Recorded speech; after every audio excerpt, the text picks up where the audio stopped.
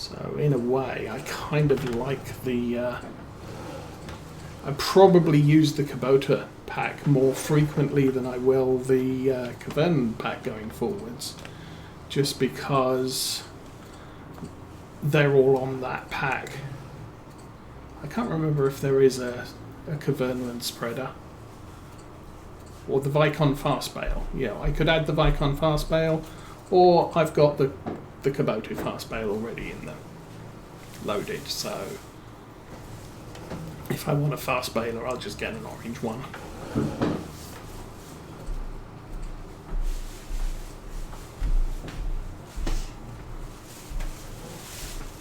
I was thinking about adding that, I must admit. It's one of those that in the past it has been something that sometimes gives you problems, and I kind of like to play my games relatively problem free, where the only problem I have is with the AI beating the crap out of me. But if a mod becomes just a level of frustration, then yeah, I kind of don't want to play with it.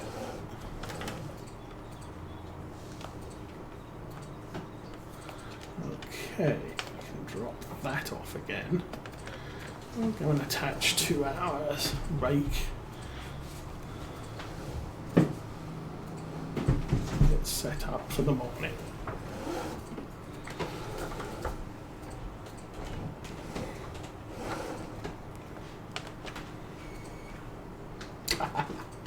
Yeah, I did that wrong. Okay, rake's attached. Front loader's attached.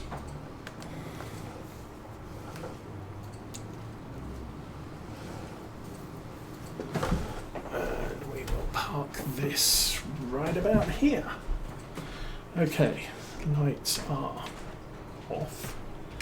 Engine off. Exit the vehicle. And that's all set up.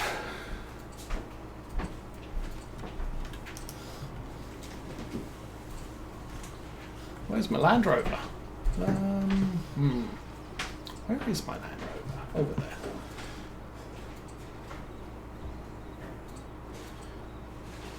Yes. I think someone was saying there's a problem with this mod in that if you have the attachment selected, so if you select the forks and then jump from outside to inside, it breaks the camera movement using the mouse. So long as, and in a lot of cases, so long as you know about something, you can play to avoid it when you remember it.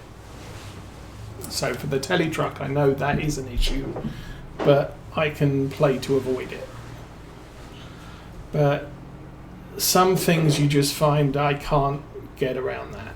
And there have been a couple of mods I've added to the game, and it's sort of, with this mod piece of equipment, it does not work. It breaks everything.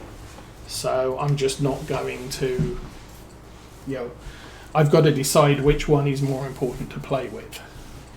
Okay, we are done there. Our field is looking very pretty and green. So, last check on the store sales. The windrow is still there. And the potato planter. Not doing potatoes this time out. At least not for now. And I think probably sleep till 8 o'clock because the nights are getting longer.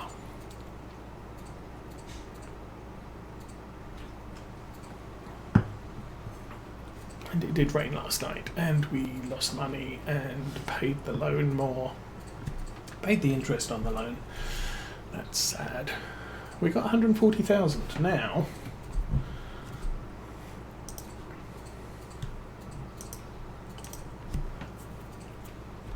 Ooh, that feels 2% discount of normal price, 103,000. Like I said, I could buy it, and it's 87% loam, 12% clay.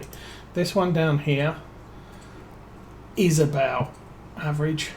a little bit of sandy loam, a little bit of loam, and a little bit of clay. So it balances out to get you a reasonably decent yield. This one here is all silty clay, 10% off your yield. This one is a mix, no clay, and you do get a bonus. This one again is all silty clay. So these two, once I own them, they're just going to be grass fields. I'm never going to bother. And that one is currently 20% up on price, so not going to consider that. The other thing we want to check right now is 900 Vario for 160,000.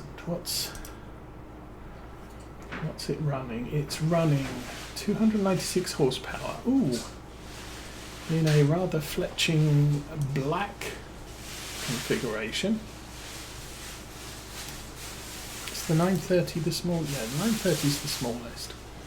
I don't know that they give you better engines. But I have noticed they'll give you loader arms if they're available, and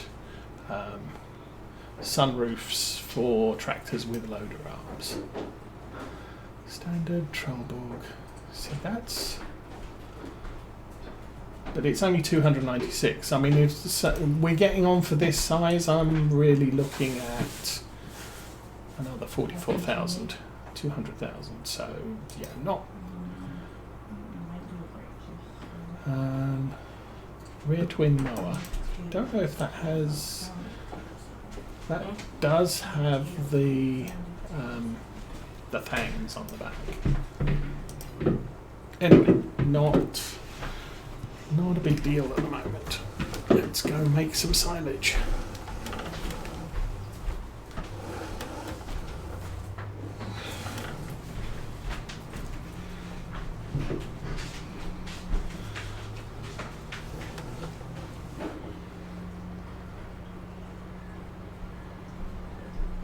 I think I'd be more inclined on the Agco 1000, or the Fendt 1000.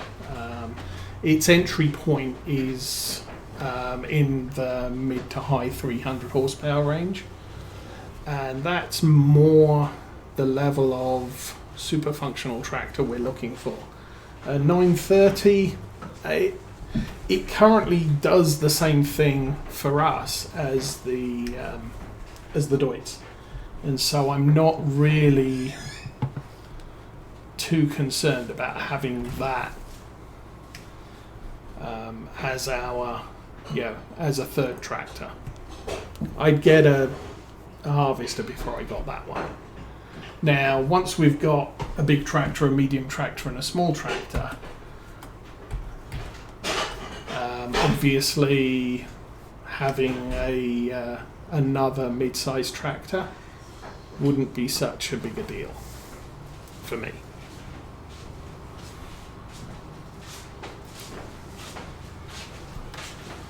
Okay, so this field on our right here is what we're going to be cutting next month. And then it'll be winter and there won't be any.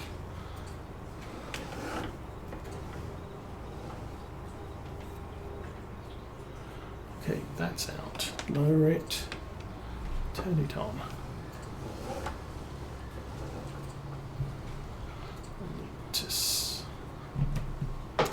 Well, that's fun.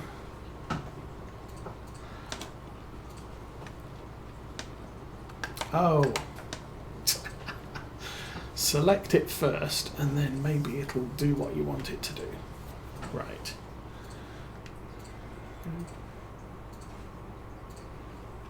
Did you not want to follow him? Obviously not. Obviously I jumped out before it had plotted the follow track. And that was something I was talking about a couple of episodes ago. You really, really, really need to make sure that when you engage follow me, it does finish its path. So you wait until the vehicle selected disappears and then move. Okay, I'm not sure if the first bale is going to be hay. If it is, we'll just have to live with it. We'll give it to the cows, because they are going to be hungry.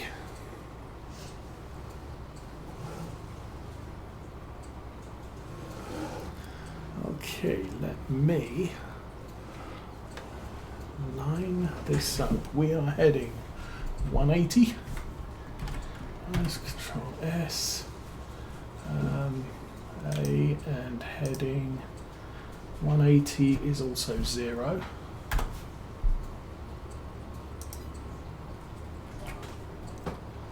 Drive.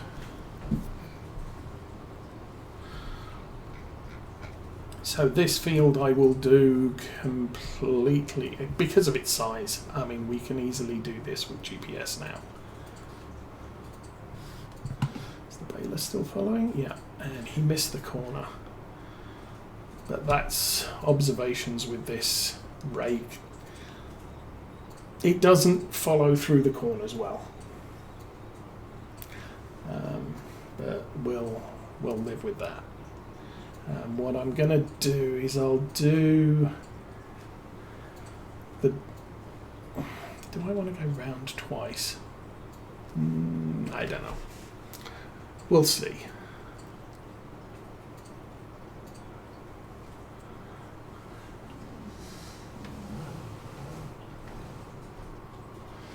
Now I might eventually put a track along the east side of this field and give us access to this field here. Obviously I don't really want to break into the barley field, although the track coming from the yard does come straight into the barley field. I could... Is that barley? Yes. I could just take off the west side of that field rather than the east side of this one. Okay. We are not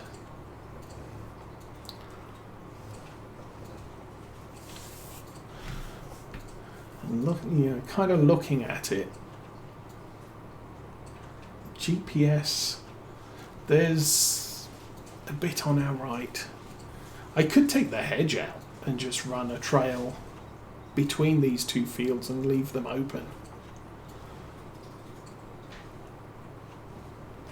Because these are both arable fields, and eventually we could plant one crop across the two of them, but gonna need a big harvester for that.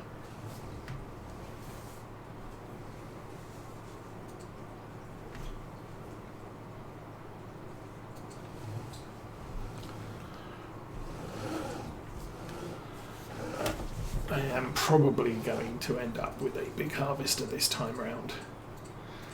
That bale there looks suspiciously like hay.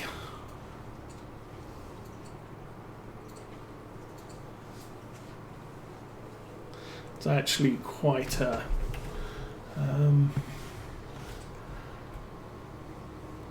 hay.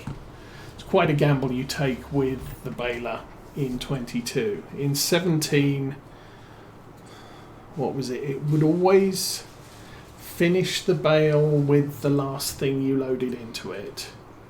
And in 19, it would always finish the bale with the first thing you loaded into it. In 22, it really depends on what percentage of material is in the baler as to what it ends up creating you.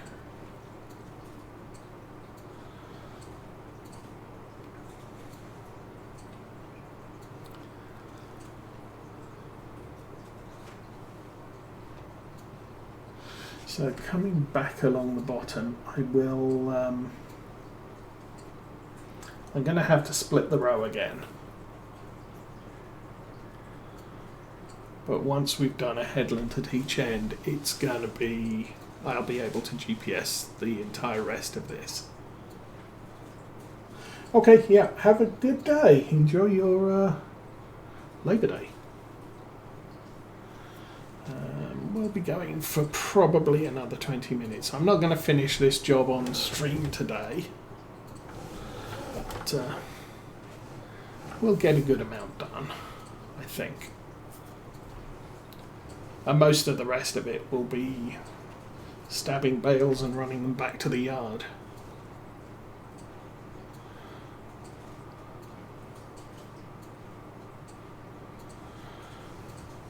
Anyway, so this one, no, this one I want to be further to the right.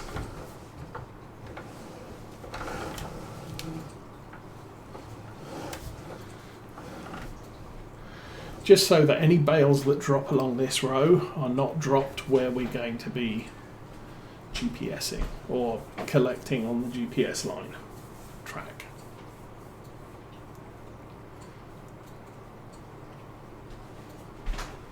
And we're also missing the bales that are already dropped.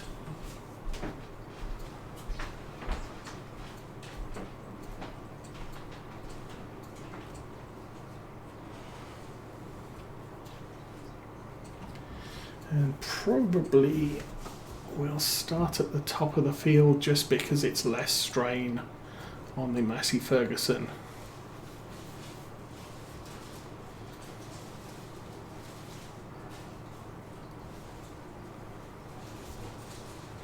Now the other option, no, that's not an option at this end. So what I suddenly thought was I could take that hedge out as well, but that's a grass field. The one at the top is also going to be grass when we buy it, so we'll probably chop the hedge down there and maybe combine them. Avoid that. Okay. Engage the GPS and off we go.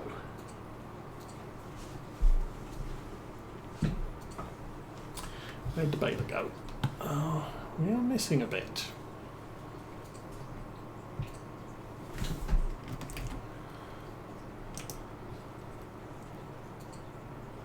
Again, we're running 27.15, 27.15 feet. Where is the baler? Over there. Going to have to take it a little bit easy along here.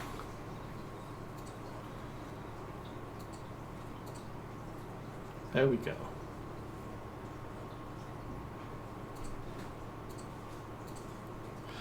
I don't know. It's going to take time to figure it all out. But you know, way back in 17 when I used to GPS stuff, I usually dropped about a meter off the track based on the equipment width. So if I'm using a 12 meter piece of equipment, I'm running my GPS course at 11 meter tracks, just so that there was a slight overhang on each side and we wouldn't be left with tons of missed bits. This isn't looking too bad now, so I don't know what the deal is.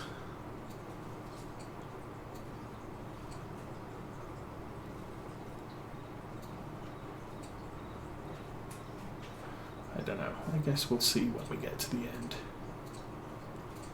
Little Massey Ferguson doing a fine and wonderful job.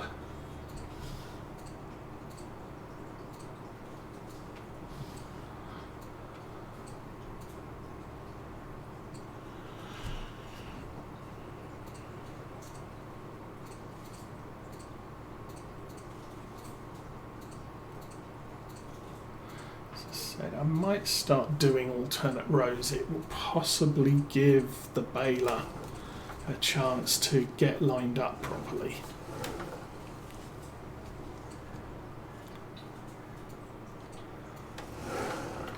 Guess we'll see. I'm still turning past the point of entry, so I don't know.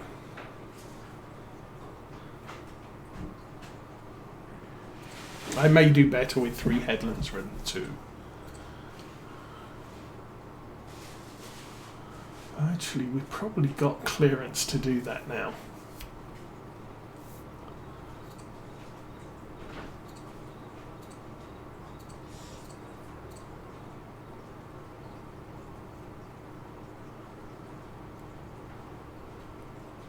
Yeah. Okay, I'm going to add a third headland to both ends. And that might give us a bit of a better completion rate.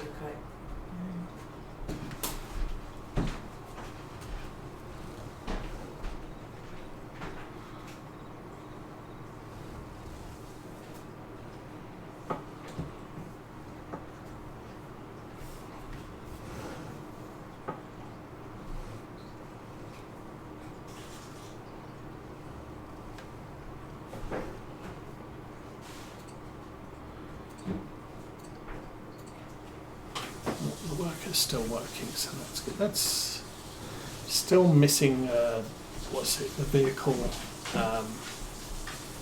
inspector. There is a simple one, but I kind of like the complicated one.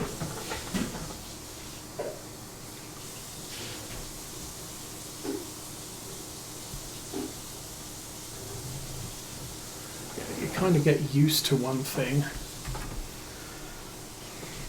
and then it's not available in the next version.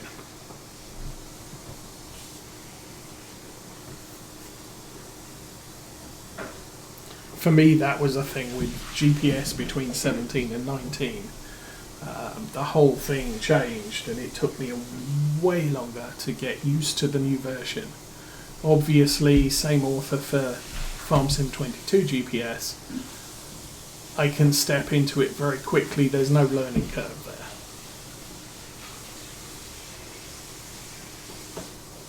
And in fact, the whole set a point, driver heading, set waypoint, driver direction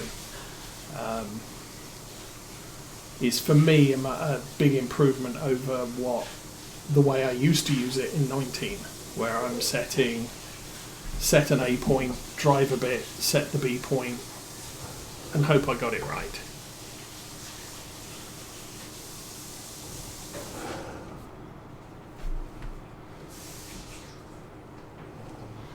Okay, so that's 3 headlands at each end. That should work a little bit better.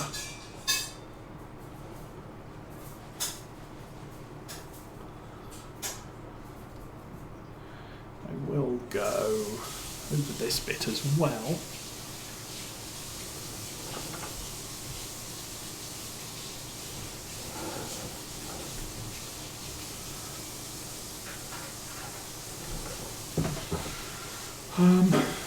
Maybe I should wait. Has he finished? Did he? He ran out of distance, didn't he? Yeah.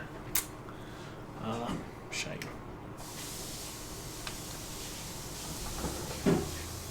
So yeah, as I was saying, that's the risk of getting too far ahead of your follower.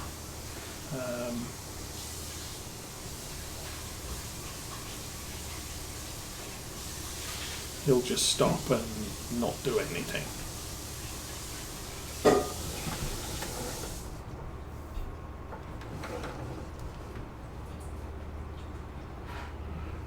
Maybe we'll clear out this corner while we're here.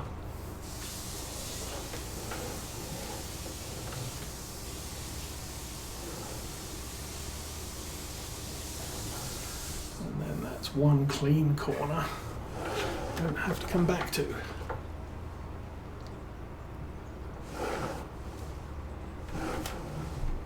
Actually, I might be able to do most of them.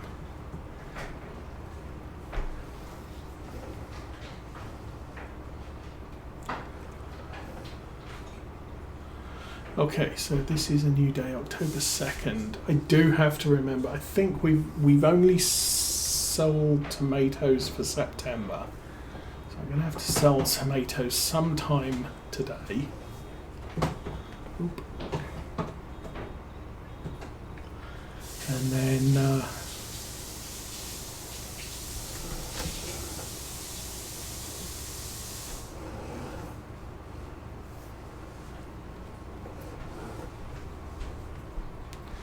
I will have to actually, I think As far as our farm is concerned, we're pretty good. We've now got 140,000 in the bank, so again, that's a good amount of money. So it's kind of what I like to have in the bank, so that if anything comes up in the sale, we can at least consider it. It may not be something we buy, but as I said, we've already paid down 50,000 of our starting loan. So we started at 200 borrowed.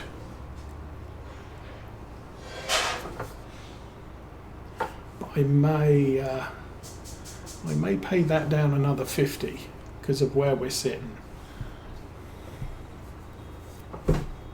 Oh, 7,500. We've got a ways to go to fill this up.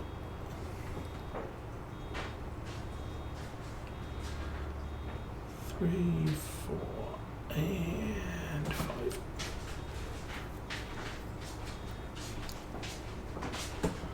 Oh, don't do that. Don't drive off until it's closed.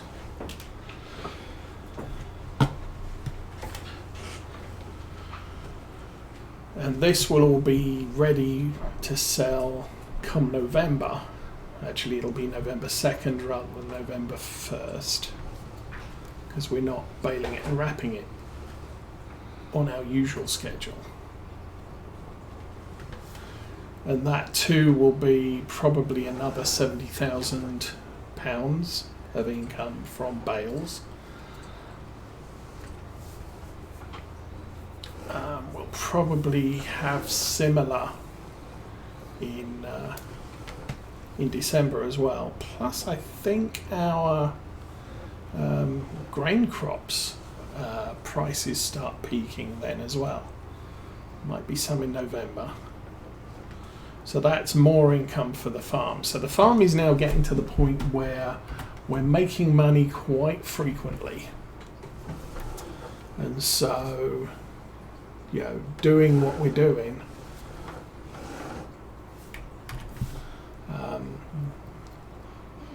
I think one of the challenges of Farm Sim 22 is you need income. And so, missing bits again, I don't know. And so you want things like having a greenhouse, cows are constant income with milk. I mean, yes, you can wait until it's best price, or you can just say, hey, I'm going to ship my milk down to the dairy, buy the dairy, and have increased income from the cows, and unload that as frequently as you feel like unloading it.